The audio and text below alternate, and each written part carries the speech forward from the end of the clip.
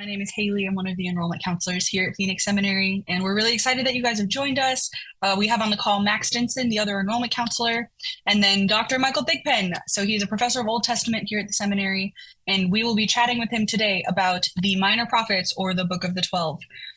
So, Dr. Thigpen, if you wouldn't mind just introducing yourself and your particular area of study and how long you've been at Phoenix Seminary, things like that, that would be great. Sure. So I'm Mike Thigpen. I've been here for 4 years, and I'm a professor of Old Testament. I've been teaching for a very long time because I always say I'm very old. So I've been doing this for a long time. My areas of specialty are the prophets. I work mostly in the Babylonian and Persian era. So think sort of Jeremiah and later, and in the books outside the prophets like Ezra, Nehemiah, Chronicles, those kind of spaces as well. But a lot of my work resides in the prophets and in the Book of the 12 or the minor prophets in particular. That's great. Yeah. And you also teach Hebrew language at the seminary, which we know because I have been in your class and Mac is currently in your class. So I just think that brings a really unique and helpful perspective to even a study of the English Bible in the area of the minor prophets and even the major prophets. So really excited to be talking with you about that today. I remember going through Haggai, Zechariah, and Malachi all last semester in Hebrew. So really excited to hear you parse this out a little bit more in a different context. Well, just to get the conversation started, I would love for you to answer the question, why should we read the minor prophets? Or how, sorry. Why is pretty self-explanatory. We're going to go with how. Why we're going to go because we're supposed to. Amen. The how, though, is partly the way we should read any of the prophets, and partly there are some unique things to the minor prophets. In reading any of the prophets, we need to read them against the historical books that tell the part of the story where they fit. And that's possible for most of them. We have a couple of the minor prophets like Joel, Obadiah, that have a pretty wide range of when people think that they were written and what they refer to, because they don't tell us about a king or a particular event that helps us date them. So those, other than a couple like that, most of them we know what kings reign in. So part of what you want to do for any prophet is to be familiar with either Kings, Ezra, Nehemiah, or maybe Chronicles, Samuel, and know what was going on in the land of Israel.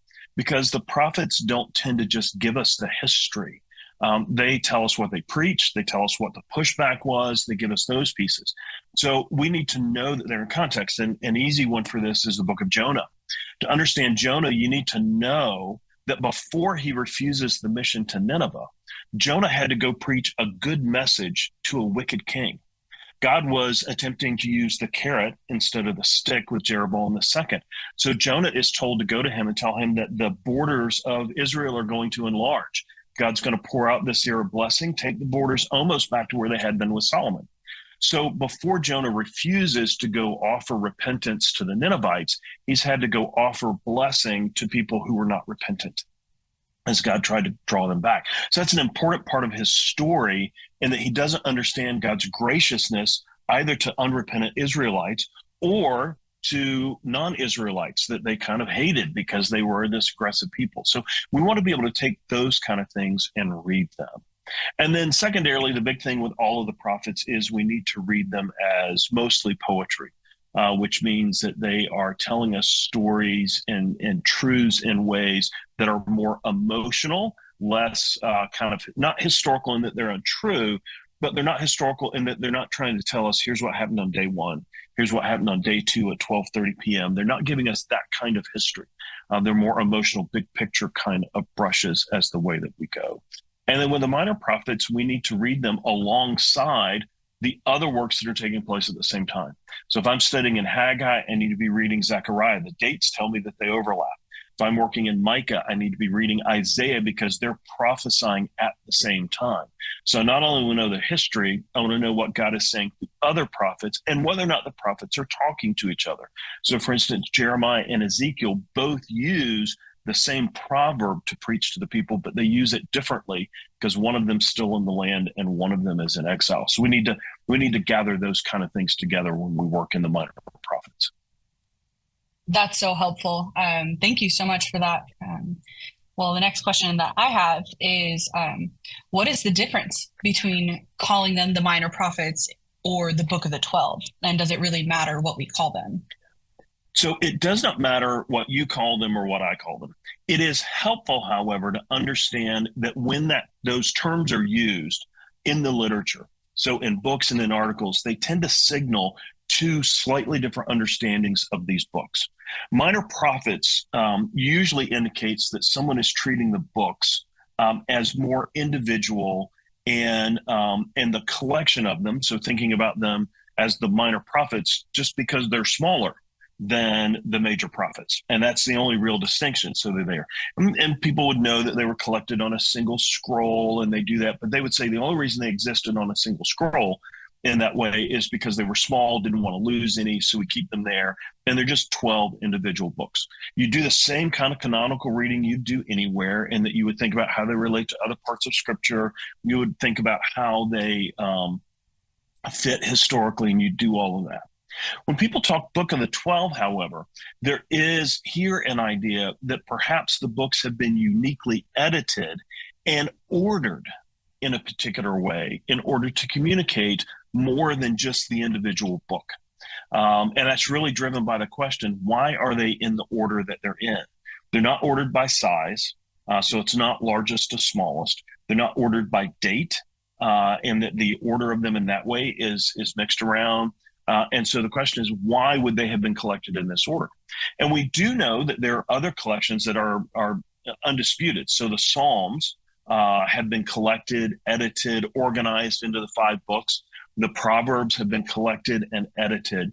And so the question is, might there be something along those lines? A good illustration of this, we'll go back to Jonah, but we need to pair it with Nahum. Jonah and Nahum are the only 2 of the minor prophets that end with rhetorical questions. And both of them have to do with the nation of Assyria. So Jonah ends with, should I not have compassion? God's question to Jonah, should I not care about this great city and what happens to them, their judgment or their salvation? Should I not care? And it's a chastisement of Jonah for not having compassion on the Ninevites. Well, we go to the end of the book of Nahum, which is prophesying the end of the Assyrian Empire and their ultimate destruction. And the final question is, on whom has not your evil continually tread? And those 2 questions bookend a way of talking about, yes, God is gracious, but God is also just and will ultimately bring judgment.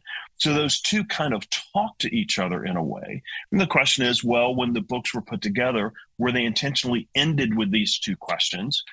Jonah's more of a story, so it's easier to see that there. But Nahum is a more traditional collection of sermons and that kind of material like we get in the other prophets. So it could have been arranged in a number of ways, but it ends with this rhetorical question. And it seems to point the reader to look at these 2 books together. So if you're feeling a little uncertain about God's overwhelming grace in Jonah and have questions about his justice, well, then you come back to Nahum and go, oh, ultimate justice is here. And I need to read these 2 books together. And the questions help push us in that direction. So when you read someone who fronts Book of the 12 or minor prophets, they're thinking more collective and potentially edited, or you're thinking more individual. Both are good, both have helpful aspects to them, but you get the perspective typically of the author when you read those 2 terms. So it doesn't matter what we use, same thing, but it will help you know the perspective the author's coming from when you read it in the literature. That's great. Thank you so much. And I know that I've heard both in various settings, both academic and even in the church. So really helpful to think through that a little more carefully and think, are they signaling one particular view or reading of this, or is it just what they grew up hearing and it's interchangeable in their mind? And that's where in the church, you'd really have to ask, like your pastor, did you mean Book of the 12 or did you mean minor prophets? Because if I'm in the pulpit, it might be the last thing that I read. It might be for variation that I might use both, in that it is more, it signals more when it's in the academy. So whether it's you're reading a textbook, a commentary, or a journal article, then it really helps you kind of know where the author's come from, because we'll use, for the academy and academic writing, we'll use the term specifically along those ways so that it kind of signals, oh, now you know what perspective I'm taking. Yeah, that's great. Thank you so much. Well, we have had a number of questions come through, so I want to make sure that we have time to get through the ones that have been submitted already and give you guys time to submit more.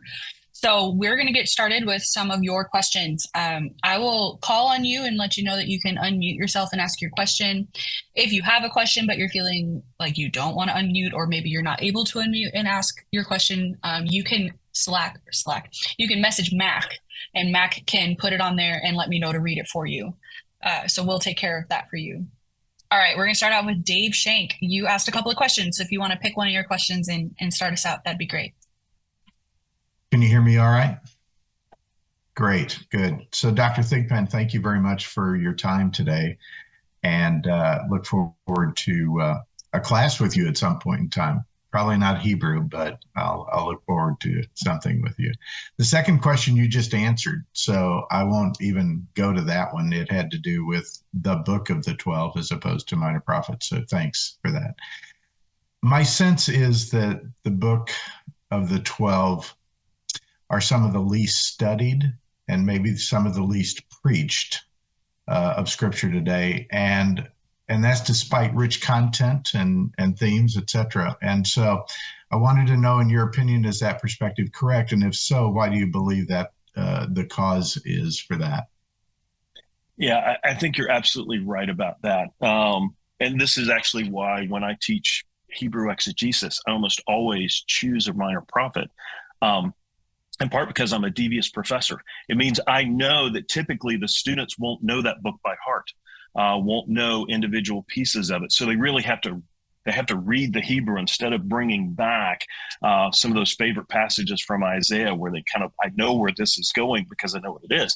So it's not new and that people read it, but it's not familiar and to heart.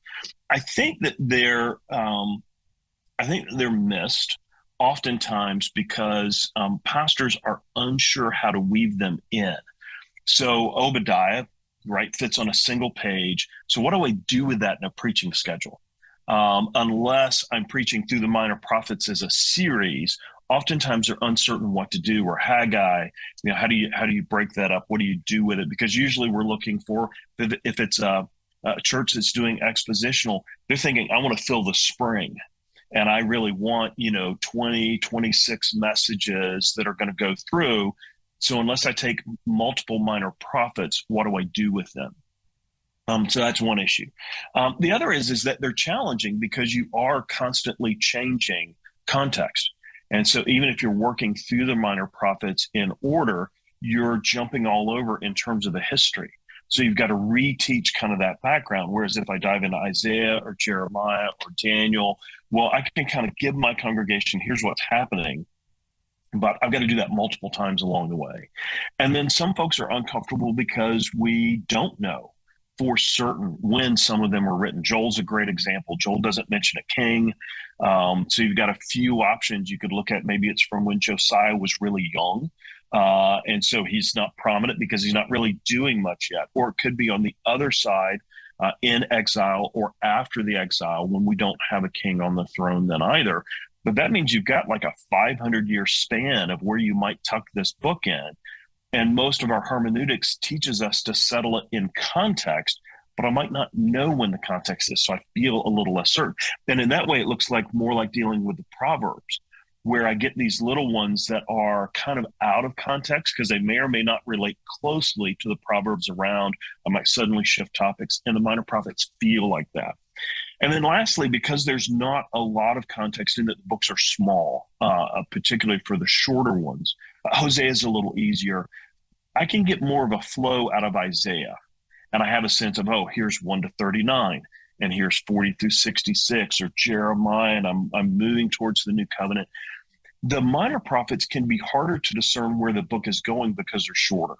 And so it's harder to kind of figure out where they're headed, what the overall sense is. And so I think for all those reasons, they tend to be a little shorted in that way. What we get is we'll get the messianic passages preached. So we will tend to get, Hosea 11:1, I called my son out of Egypt. We'll get, Micah 5 about where the Messiah is going to be born, some things like that. But then the rest of them tend to be kind of missed. So I would agree with your assessment. And I think those are some of the reasons why it's challenging, and they're oftentimes not slotted into the preaching schedule. Great. Thank you. Yeah, that's great. That is helpful. Thank you. Dave, if you have more questions, feel free to send them in the chat as we keep going. All right, next up is Kevin Griffin. You asked a number of questions, so if you want to pick one and run with it, and then if we have time, we'll come back and do more. Right? Can you hear me? All right.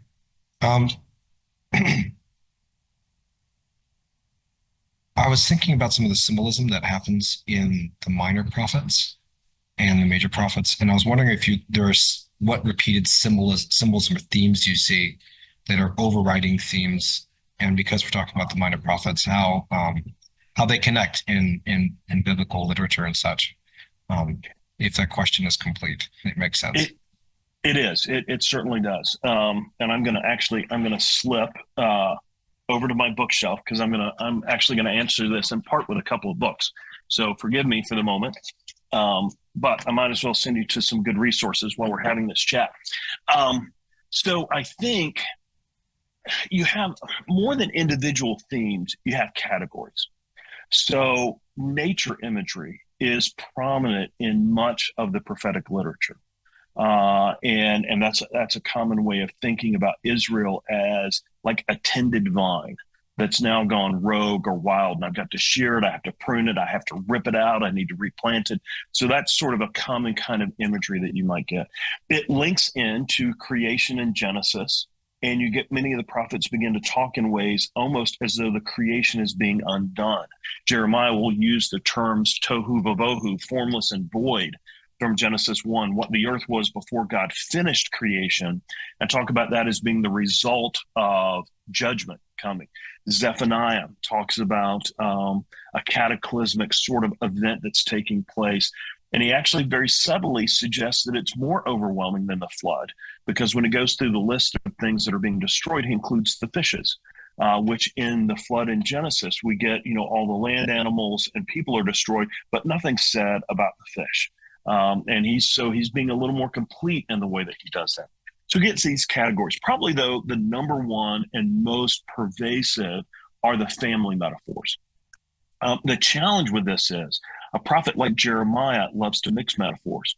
So in the span of a couple of verses, Israel is a wife, a daughter, a son, all just kind of mixed in, because we go from the daughter, who is the princess who's now gone awry. We go from the wife, we turn to sons, and Jeremiah will kind of churn through these. So even the challenge, like when you're reading the Hebrew, is the gender keeps switching on the terms. And sometimes there's a mismatch because he starts with a verb that relates to sons, but then moves to her as the daughter. And so it's kind of challenging in that way. But those family metaphors, because they're a way of talking about Israel as a child, and my son, who I raised. Hosea 11, I taught to walk, the image of God. If you've ever walked a toddler and had your back lean over so they can grab hold of your fingers and you walk with them as they're learning to walk, that's his image for Ephraim in Hosea 11. To sons who move away and rebel, to a wife that has, so think here Hosea as well, with Hosea and Gomer. And then you have images of Jerusalem as the princess, the sort of daughter that you're protecting and want to care for. You get all those mixed in, and you get those kind of family metaphors. And they'll be mixed in with animal metaphors as well, but that's there. So by way of help for this, there is a lovely book, the Dictionary of Biblical Imagery. And this is all across Scripture. So it's not limited to the prophets or to the Old Testament. It works both. But it's kind of a place where you could look up, I just pulled open, here's flowers. And they'll walk through all the places where flower imagery is used in Old and New and the way that it's used. So it's a great way if you want to get a sense of how a particular image is used across the Scripture. That Dictionary of Biblical Imagery will really get you there. For the Book of the 12 Minor Prophets in particular, this book, the Book of the 12, by Beth Stovell and David Fuller, is arranged thematically. And so they will look at things like, how is creation, nature, and the land used across all of the 12 minor prophets? Or the Davidic monarchy, how is that theme of the monarchy used across in the way that they go? And so they'll get at that. And so this is a helpful one for the 12 in particular. It's just called the Book of the 12 by Stovell and Fuller. But I think, and then broadly, if we want to think beyond sort of specific images that are more metaphorical, the running themes are judgment, tempered by mercy, but final judgment is coming, meaning that we get a picture that we reach a turning point where we're no longer going to pull back from the exile. The exile is presented as death. And so we have this move towards final judgment and death coming in. That death is the exile. That's where the nation's considered to have died. So this is Ezekiel 37, Valley of the Dry Bones. The nation is dead and has to be raised from the dead. And that gives us one of our early pictures of resurrection. But in its first instance, it's about the nation coming back to life as God brings them back. So this movement from the judgment of their sin to their death in exile, to their restoration on the other side of exile, is sort of the broadest theme that ties them all together. And it primarily speaks in Exodus imagery. So it's going to go back and use Egypt long after Egypt's not really an issue. It's going to use Assyria long after the north is already taken, to talk about these periods of slavery. And it's going to talk about the Exodus as a kind of coming out of the exile and coming back to the land. So it's like an Exodus redone, is the way that it's there. So those are probably the largest, we were to count numbers, references to judgment, exile, and return through the language of either exile with the north in Assyria, or through Egyptian metaphors of being in slavery or coming out in the Exodus. Those would be probably, if we counted noses, those would be the ones that we would see the most. Great. Kevin, was that helpful? Awesome. All righty. We're going to keep on rolling. Jim Bowers, you submitted some questions. So if you want to unmute, you can ask Dr. Thigpen one of them now. Hi, Dr. Thigpen. I'm Jim Bowers in St. Louis. I've enjoyed teaching these books quite a few times in small Bible schools in Africa. My question's about the structure of the books. Does the chiastic structure show up in many of them, and why would that be used? And how does the literary structure affect the meaning? I read an article in Jets a while back, I think by Michael Klein, described Zechariah's structure and how that chiastic pattern defended the one author viewpoint. Can we learn more through this whole kind of structure? I think we can. So there are only a few of the books that have a book-wide chiastic structure. And folks will debate about the one in Zechariah. I am relatively certain, and it's more accepted in the field, that there's a chiastic structure to the visions in Zechariah. So the visions work beginning in 1:7. They work through to the two major leaders, and you get chapter 3 on Joshua and the restoration of the priesthood, and you get chapter 4 on Zerubbabel and on Joshua and Zerubbabel together, and then they work back out. They're bounded by the incoming horses and the outgoing horses in the first and last vision. That's pretty universally agreed on, that we have a chiastic structure there. The greatest example probably of the chiastic structure in the minor prophets is Malachi. And in Malachi, the 6 disputations are arranged chiastically, and then we have the little appendix at the end about Elijah and his return, and we get that. And what chiastic structures do for us is signal a way of reading that says, don't forget where you've been, but also pay attention to where you're going, because you end up reading them against each other. So Zechariah's visions is a pretty easy way to do it. The horses come in and the messengers give a report that the land is at peace. And most of us would read that and go, this is great. The land is at peace. The problem is God's work is not done, because the people are still under the Persian Empire. The Messiah has not come. Sin has not been dealt with. Everything we're hoping for, the coming of the new covenant, not done yet. So if this is signaling that God's work is done, then we're in real trouble because his promises haven't come true.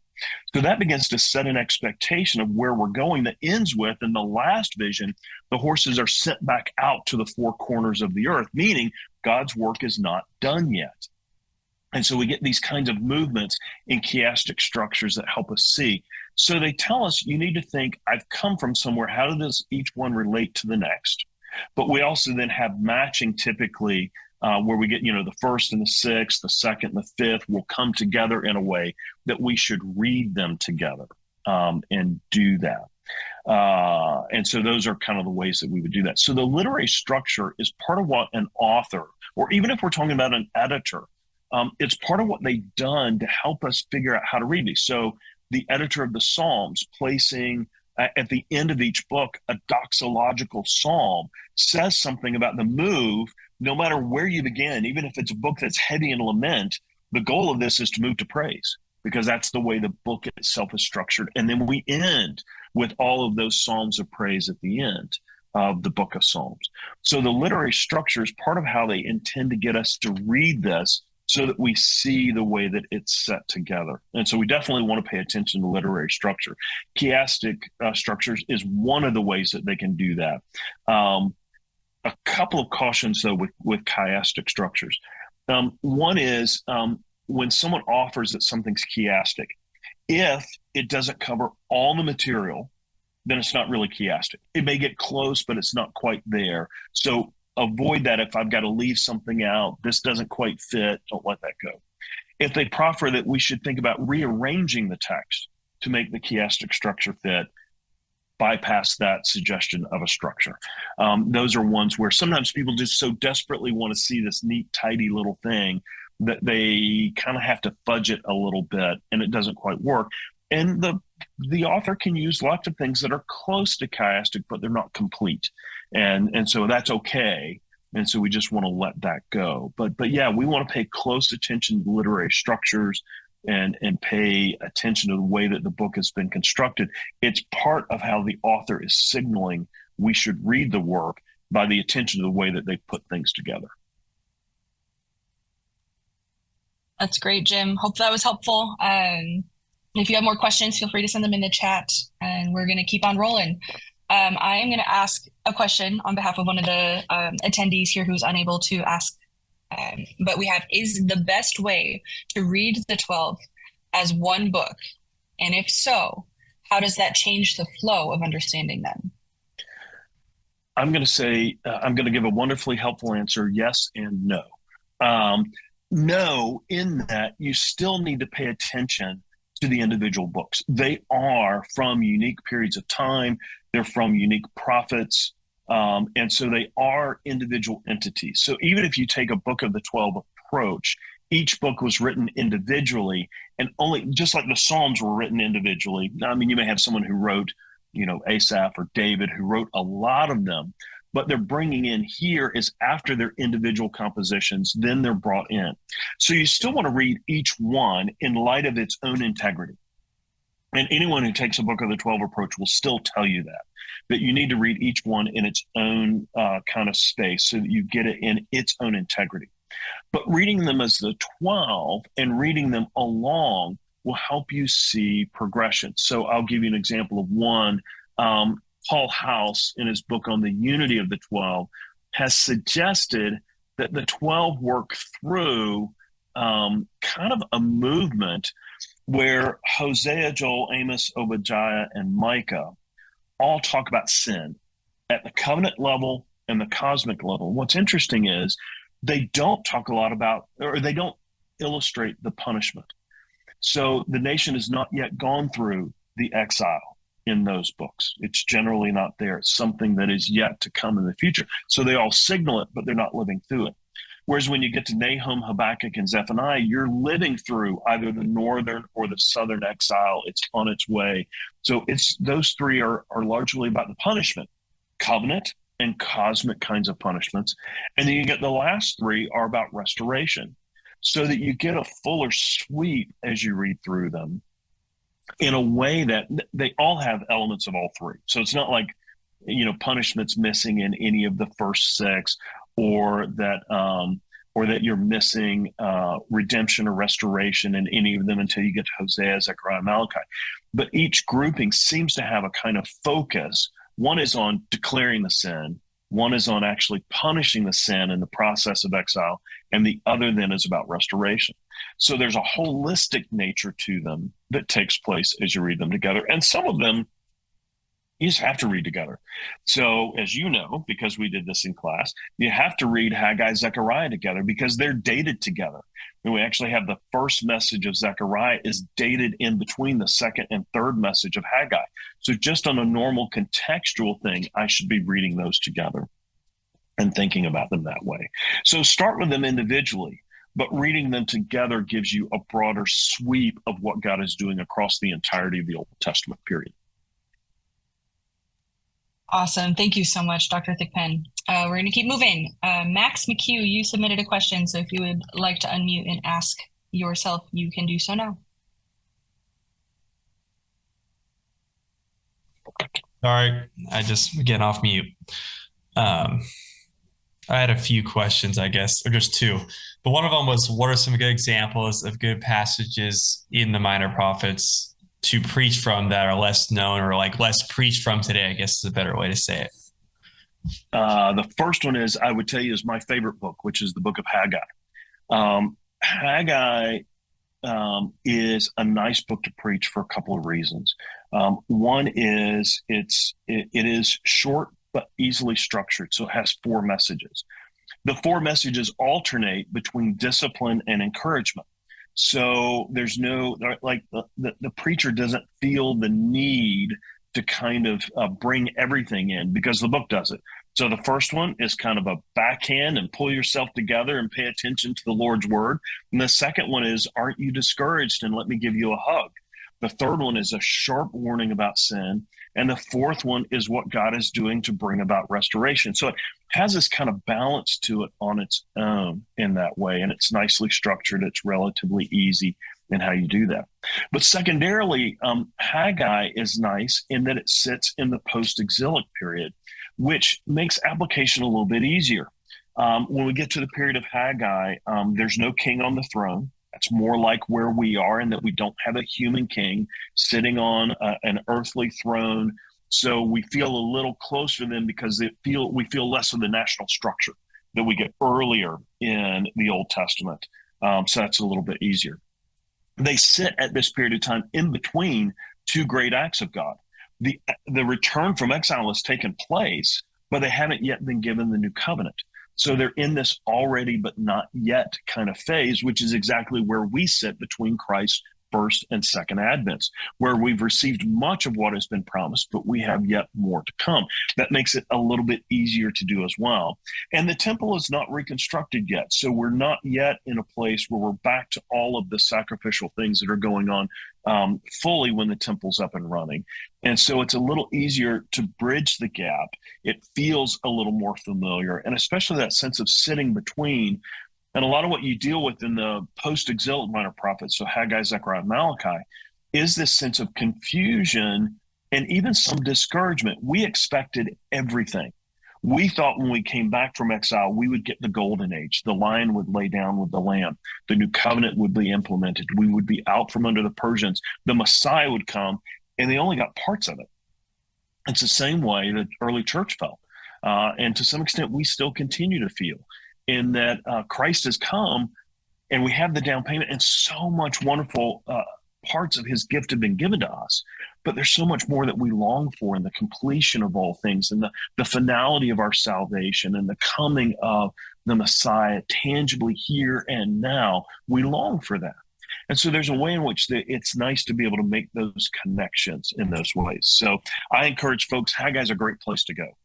In terms of so if I go somewhere where I get somebody asks me to come preach at their church for a month, that kind of thing, this is one of the ones that I'll go to first, and I love it because it's that kind of mix, and so it's an easy one to preach. It fits in, it slots in nicely because you can do it in 4 sermons, and it fits that well. So that's my recommendation usually to begin is the book of Haggai.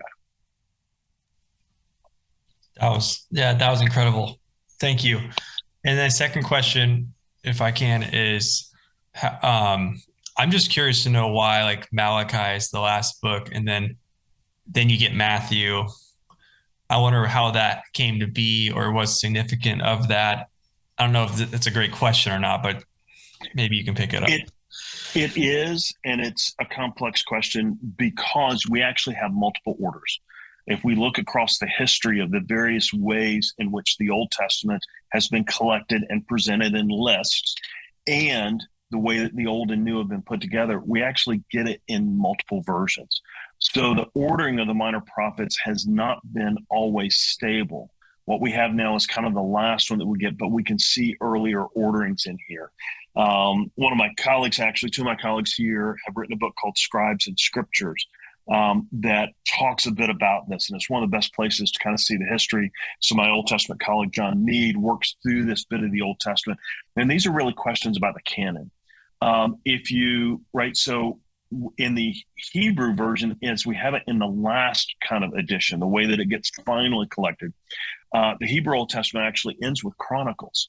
And so we think of it in the sort of the way the Greek ordering was in the Septuagint, the Greek scriptures that they would have been reading at the time of Christ. For those who did not read the Hebrew directly, we have Malachi as the end, and we shift Malachi to that. Makes perfect sense. Malachi ends with a prophecy of Elijah returning. Christ will say, hey, if you can handle this, John the Baptist was Elijah. That's the fulfillment of this prophecy. So it's very messianic. It moves right into that era. Well, Chronicles ends with trying to say, answer the question, okay, we came back. The Messiah is not here. What does it matter that we're still around? And so it goes back through the history in a more positive way. Here's what God was doing through the monarchy. Here's what God was doing through the temple. Here's all these things. And it ends with this call to go up and to join in the restoration, which then fits with Christ coming and taking that next step as the ultimate fulfillment of the Davidic monarchy, as the place of sacrifice, that where he's going to replace the sacrifices in the temple. And in all these ways, it kind of moves in that direction. And as the priest who will replace the other priesthood. So both of them make sense in terms of connecting that way. And so we want to think about them, that there are lots of ways that we can do that. But the history is a bit more complex in that we have a couple different ways that they've been ordered and put together. You got to think these would have originally just been on individual scrolls, and then you really don't get sort of that ordering until you begin to move more into a book process or a scheduled kind of a lectionary where you're thinking about the reading pattern and habit. Until you get that, you would just grab a scroll out of the collection and think about them in that way. So it's a relatively late thing that takes place in the way that happens. But Scribes and Scriptures will go into a lot more detail, and my colleague, Dr. Mead, can help you think through that and would be a great resource for you. Thank you very much. Awesome. Thank you so much. Alrighty. So we have another question from Brandon Hamburg, just submitted one. So Brandon, if you are able and you want to unmute and ask it, please feel free. Yeah, sure. Thank you. And thank you very much for everything you shared thus far, Dr. Thigpen. I really appreciate it. My question is, are there any ways in which extra biblical history has kind of enriched your understanding of the context of the minor prophets? Certainly. And so my background, my PhD was about a third ancient Near Eastern history, about a third ancient Near Eastern language and literature. So the languages of the Canaanites and of the Assyrians and Babylonians, and about a third Hebrew Bible. And so I spent a lot of time in the history. And I think it's really helpful. So I'll give you a good example. In the book of Malachi, Malachi is dominated by messenger language in a way that beyond individual mentions, when you look at the whole thing, it really just kind of, if you're familiar with ancient Near East, it screams messengers. Well, if you know the history of the period, what we think of kind of in the U.S. history is sort of the Pony Express era. We have an early version of this around the time of Xerxes, the Persian king, where they were beginning to stage horse routes, replacement horses, and standardizing, ride this far, hand off to the next person and ride on, to deliver royal messages across the Persian Empire. And the messengers that showed up weren't just scribes who read, They were royal emissaries who had great authority, sometimes the authority of life and death, if the person didn't receive the message well. And then thirdly, we know from this period that the messages were not just verbal, they were read so that you could unseal the message, hand it off and say, read it for yourself. I'm not making this up. This really is that sort of thing. So that's one of those places where that background begins to come in and fill out the way in which we think about, say, the book of Malachi and how it comes together. Or we might think about the book of Haggai. Talks about the second year of Darius. And Zechariah does as well. It's when his ministry begins, is in the second year of Darius. Well, the second year of Darius is the first stable year of the Persian Empire. The other king had died. Darius has to do some battle around the fringes of the empire and a little bit the heartland in order to stabilize, but it's all done by the time we hit the second year. So whenever I read someone who suggests that the Hebrews are suggesting a revolt and they want to make Zerubbabel king because of all this unsettled nature, and this is a move in order to do that, I'm like, they've misunderstood history. Because by the second year, Darius is firmly in control and all the revolts are over. So when you think about this, they're not fomenting rebellion in this. And they have, I think, no expectation that Zerubbabel is about to imminently become the king.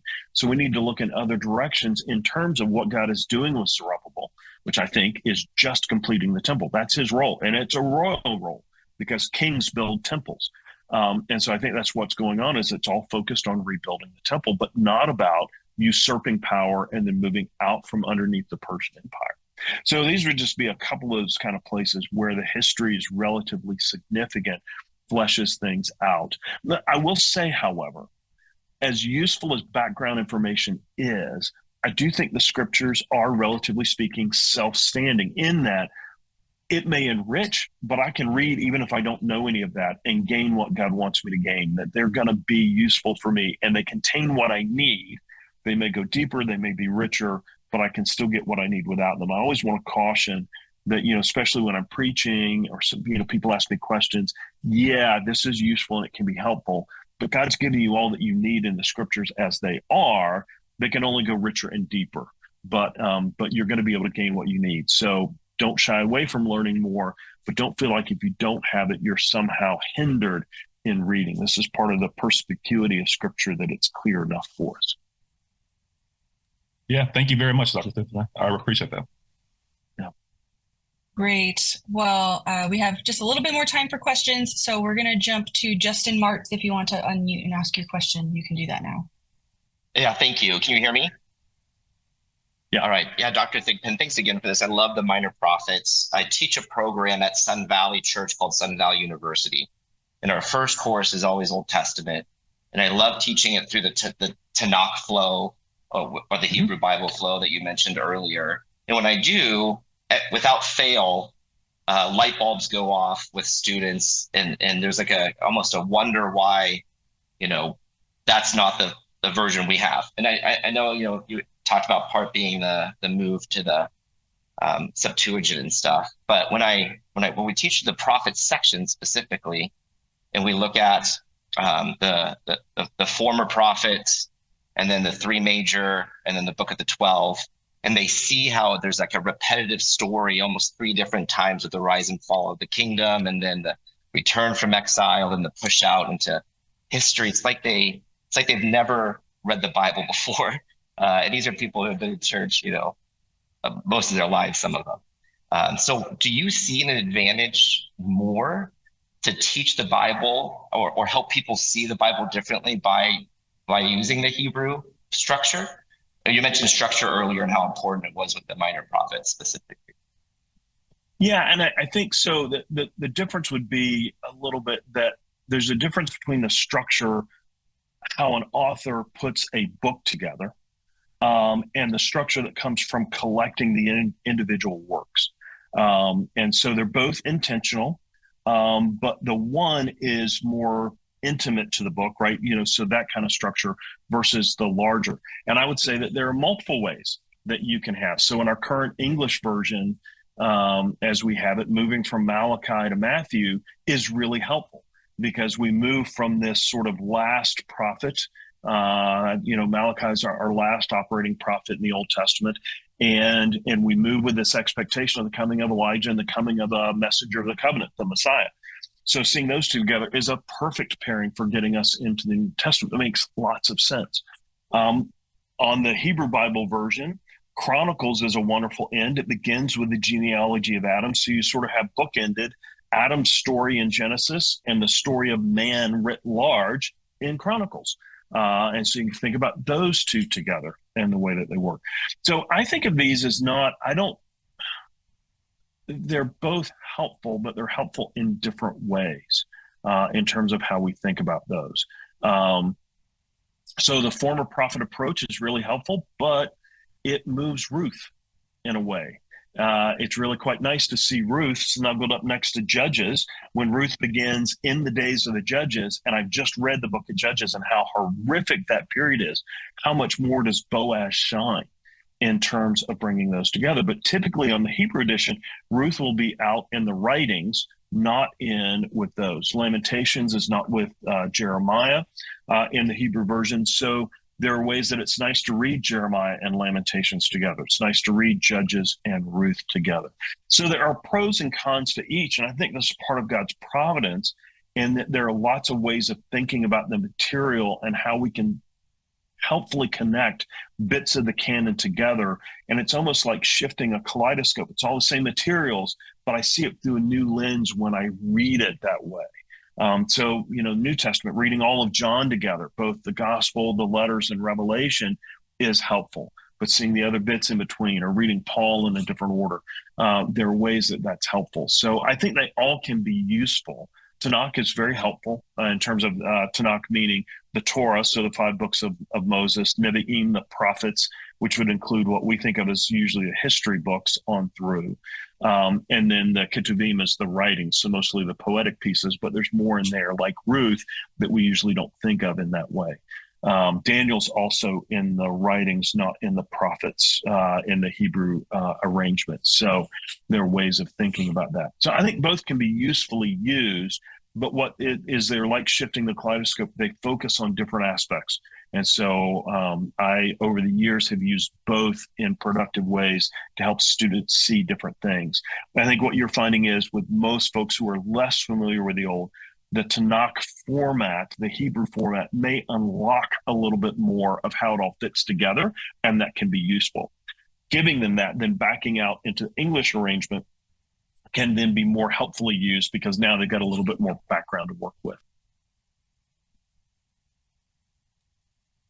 Great, Justin. I hope that was helpful. Feel free to submit a follow-up question.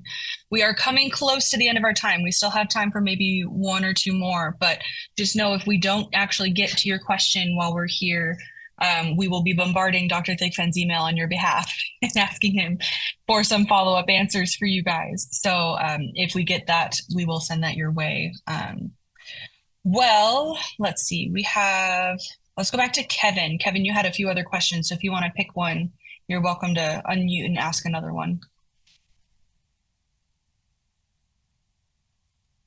All right. I'm still here. And I've been taking notes on all this. It's very exciting stuff. But, so how do the post-exilic minor prophets differ in tone from the pre-exilic minor prophets? They are, in large measure, asking different kinds of questions. So before, you're really focused on the coming judgment, the exile, the death, and is our relationship with God done? Those are the kinds of questions that you're asking. On the other side, they're asking questions of, well, hey, wait, we thought we were going to get all of this. They're really thinking of the golden age that Isaiah prophesies about, and they're disappointed because they don't get there. They're also in a circumstance where life is terribly challenging. They're mostly reduced to subsistence level farming, yet they have this great tax burden of the Persian Empire. The leadership structures has fragmented in many ways. You've got just tons of little petty kingdoms running around underneath the Persian Empire.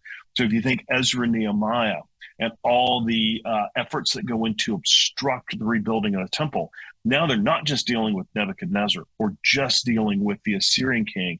Now they've got the Persian king, but all these little local rulers as well that they're dealing with. And so they're working with these things, and then they've got some big questions. So they rebuild the temple, but God's glory doesn't return in a way that we're told about. So what does that mean for their relationship? Where is the new covenant? Are they there yet? Are they not? So they're doing those. So there is a lot of hopefulness, but it all gets born here. And what ends up happening is you get this fundamental tension. The primary task is to complete the temple in Haggai, Zechariah. But that's not the end. So that's not a magic key that when that happens, sort of the heavens part and now the end comes. It's a step along the way in order to reform the people. What God has always been about is changing his people. So there is a very penitential kind of repentance-oriented flow to these minor prophets, not to stave off exile, but in gratefulness and response to God bringing them home, God returning the temple to them, the fact that God is still working through his spirit, through the prophets. They're supposed to recognize that as a sign of his presence and then respond to that presence with obedience. And so that's the move. And then that is then their link to what's going to happen later as God begins to talk about what it will look like as they as a holy people now relate to the world and await his return. Those kind of things move in that way. So it is, and in many ways, it's almost like you took the messages from before and then you telescoped them out. Because before, the prophets would talk about the return from exile and everything else coming, like the new covenant, all in one vista, like they were one event. Sort of the way that we'll get, like Isaiah 61 talks about Christ's first coming and his second coming in a single verse. And Christ stops reading halfway through that verse because this is what I'm doing now. This is all waiting for later. Today's the day of consolation. I'm going to release the prisoners. Day of vengeance is waiting for out there. So we've got to wait this. So they're kind of drawing these out and helping them see that there's this distance between what's happening now and what will yet happen in the future. And so that tone is dealing with their discouragement. It feels a bit like Peter dealing with people who are like, nah, judgment's never coming. This is all that we're going to get. And he's like, no. It may be slow the way we think about it, but just like the flood came, so final judgment's going to come. You need to keep moving in this direction. It has similar kinds of overtones to the way the apostles had to deal with the early church in this period of waiting when they expected more rapidity to the way that it came through. So those would be some of the primary differences with the post-exilic minor prophets. I do have one more question related to that. Would the minor prophets be a good, or this conversation about the minor prophets be when Jesus mentions that the house was cleaned and swept and 7 more demons came back into it, when we're talking in the final week, the triumphantary type of thing? So that you really have to spend, I don't see any direct connections to say a specific prophecy in the minor prophets. I do think that you've got some broader themes, but there really, you need to spend more time thinking about what he's talking about locally in the Gospels when he says that and where that's been situated there and how that's done. I cannot think of particular connections with a specific minor prophet that would move us in that direction. All righty. Thank you guys so much for your questions. We have just a few minutes left on the call. I'm going to hand it over to Mac for a couple announcements and a giveaway. So please stay on until the very end so that if you win, you can actually claim your prize. Mac, take it away. Thank you, Haley, and thank you, Dr. Thigpen. Always a pleasure to hear from you, and what a joy it is to spend some time talking about God's Word today from an expert in the field. So appreciate you, and definitely appreciate you guys for joining us. I'm going to go through a couple announcements, and then we'll announce the winner of our giveaway, and we will skedaddle on out of here. So the first thing that I wanted to bring up, and this is really important, guys, super, super cool opportunity. please jump on it if you haven't already. We are holding a preview night here on campus. It's going to be a really unique opportunity to come to campus, tour the campus with yours truly, along with Haley and some other folks, and then actually hear from our professors. So we'll be doing a couple mini lectures given by a couple of our professors. And so you'll be able to actually get a taste of what it's like to sit in class and the kind of content you'd be interacting with, which will be followed by, I mean, come on, free Chick-fil-A. Come on, guys, right? That's great. Which will also be attended by faculty as well. So you'll get even more time to interact with some faculty, hear from some current students, and just have a great time, which will culminate in actually you being able to attend chapel with the rest of the student body, which is super great. We could worship together and just have a great evening. So that'll be on April 19th. It'll be at 5 p.m. And I will have Haley drop the link for that in the chat so that you can RSVP. You can see that in there now. So make sure to follow that link, RSVP. Please join us. We would love to have you. The other thing I'm going to bring up is our distinguished scholarship application is going to open up on the 1st of April. Haley and I have talked about this with a lot of y'all. So a lot of y'all are probably tracking with that already. But just as a reminder, if you go to our financial aid page, which Haley just dropped in the chat, you'll be able to scroll down to the distinguished scholarship section. And at the bottom of that list, you'll find the application where you'll be able to start and get the ball rolling on that. And of course, if you have any questions, please reach out to Haley or myself, and we would love to help you. And with that, the next thing we're going to move on to is the summer semester. Just as a reminder to you folks who are trying to hop in on the summer or maybe considering it, that's good. The first day of class is going to be on May 13th. So it's coming up sooner than you think, literally just 2 months from today. Let's all just have a crisis for a second about that, and then let's move on. Time is inexorable. So anyway, that's great. And just wanted to put that on your calendar for you. And so if you have questions about registration or anything like that, if you're a student, feel free to contact your SSA. Or if you are new to Phoenix Sim, like I said, talk to Haley or I. We'd love to help you. And if you haven't connected with us yet, I'm going to have Haley drop the link to our application in the chat. We'd love to get that ball rolling for you. If you'd want to start that, if you're hearing this and you're like, this is feeling good, this is feeling like the kind of thing that the Lord is calling me to pursue, this kind of information and training is what I feel like the Lord is asking me to equip myself with, then absolutely get that journey started. Feel free to follow that link. And of course, one of us will connect with you and help you throughout the process. We would love to work with you guys on that. And yes, as Haley said, please reach out to us about that waiver code. We don't need you paying that fee, that application fee. We want to take care of you guys. And thank you for connecting with us. All right. Now that all of that is out of the way, we can come to the main event, the grand finale, which we all came here for, which is the announcement of our giveaway. We'll be giving away this wonderful book, The Message of the 12, Hearing the Voice of the Minor Prophets. It is by Richard Allen Fuhrer and Gary E. Yates, a couple scholars over at Liberty University. This is a personal recommendation from Dr. Thigpen himself. So this comes with high marks from him. So the winner of our giveaway is the one and only Kevin Griffin. Everyone yell out a cheer, a hip hip hooray for Kevin. Yay, congrats. Thanks, Justin. I appreciate it. All righty. So Kevin, I will get connected with you personally after the call here. Just how to get this to you. Thank you guys so much. Thanks to everybody for joining. We hope you guys have a blessed rest of your day.